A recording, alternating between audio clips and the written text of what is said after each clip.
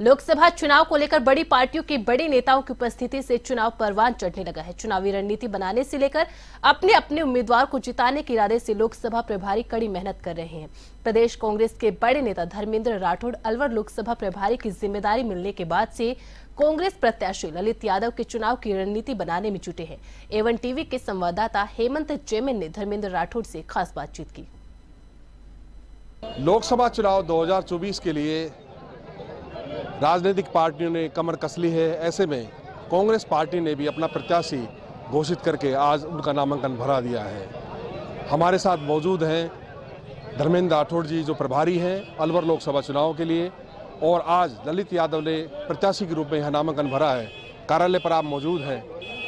वर्तमान जो परिस्थिति है चुनाव की, उसको लेकर के आप प्रभारी हैं, तो क्या रणनीति आपकी रहेगी इस चुनाव के लिए?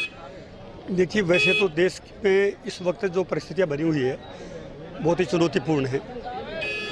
लोगों को शंका है कि इस चुनाव के बाद में चुनाव होंगे कि नहीं होंगे। लोगों को शंका है संविधान बचेगा कि नहीं बचेगा। जी, अलवर लोकसभा चुनाव की खास रूप से मैं बताऊं आपको विशेष कि हमारा जो प्रत्याशी कांग्रेस पार्टी का वो ललित यादव मुंडावर से विधायक भी है, जो बहुत बड़े मार्जिन से अभी उन्होंने जीत हासिल की। स्थानीय है।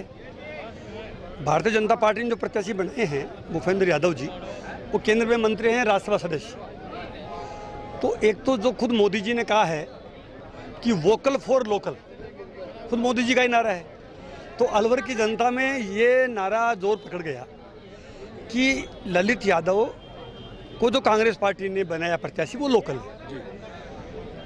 लोकल वो जानते हैं, यहाँ की अलवर की लोकसभा की समस्या जानते हैं।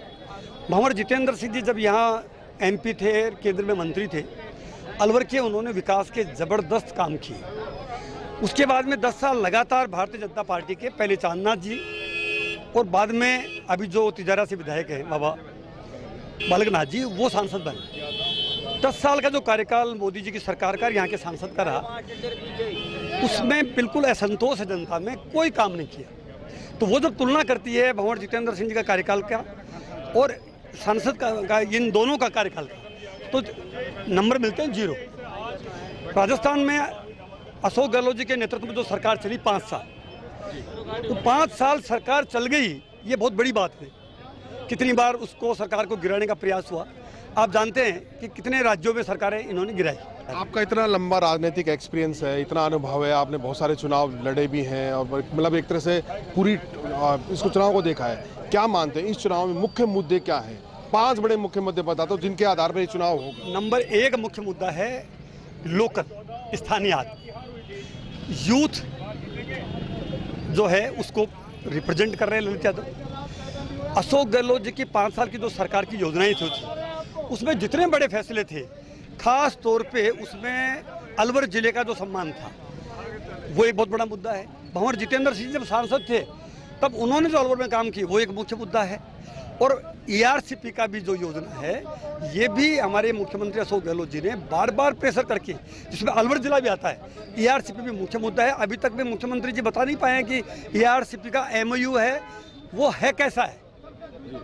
तो ये सारे मुद्दों के आधार पे हमारे को पूरा विश्वास है अलवर में कांग्रेस पार्टी चुनाव जीतेगी। आपके पास लोकसभा अलवर का प्रभार है, ये क्या मानते हैं कितना वोट प्रतिशत रहेगा और किस तरह से? देखिए, पहले भी 8 में से 5 MLA कांग्रेस के जीते हुए, लोकसभा में 8 विधायक हैं, उनमें से 5 जीते हुए हैं। आज आपने देखा कि बहरोड में जैसे हमारे कैंडिडेट हारा, लेकिन वहाँ बलजीत यादव जो निर्दलीय थे उन्होंने ज्वाइन कर लिया।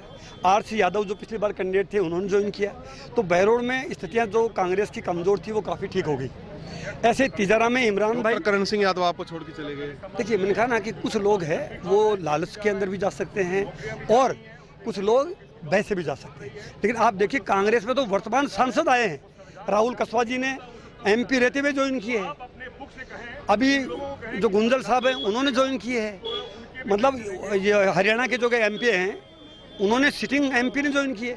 हमारे ये तो पूर्व सांसद थे करण सिंह जी। तो हमारी पार्टी में वर्तमान सांसद भी BJP के जो थे उन्होंने कांग्रेस ज्वाइन कर रही है। आज आपने देखा मंच पे कि कुछ ने कांग्रेस पार्टी ज्वाइन की है, दामानी जी ने आज BJP छोड़ के और कांग्रेस ज्वाइन की है। कुछ निर्दलीय हैं, उन्होंने कांग्रेस को समर्थन किया है। तो इसलिए मैं कह सकता हूं कि इस बार अलवर लोकसभा कांग्रेस पार्टी पक्के तौर पे जीतेगी। तो ये थे हमारे साथ धर्मेंद्र राठौड़। उन्होंने साफ तौर पर कहा है कि इस बार कांग्रेस काफ़ी मजबूत स्थिति में है। पिछली 2 बार से 25-0 का आंकड़ा रहा है, लेकिन वर्तमान स्थिति कुछ और है। यह है लोकल और वोकल का चुनाव है। यहाँ समीकरण कुछ और भी बदल सकते हैं। अलवर से मेरे साथी गिरिराज के साथ हेमंत जैमन, एवन टीवी।